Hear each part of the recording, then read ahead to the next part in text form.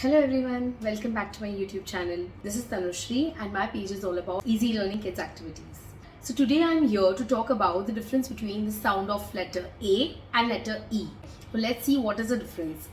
So letter A says apple, apple. Letter A says ant. Letter A says arrow, arrow.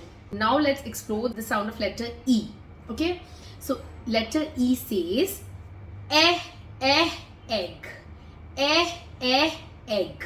Letter E says elephant, elephant. Letter E says eggplant, eggplant, as in eggplant is growing, eggplant.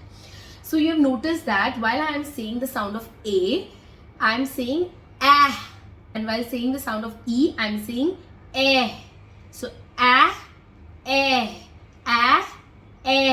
hope this helps. Thank you so much.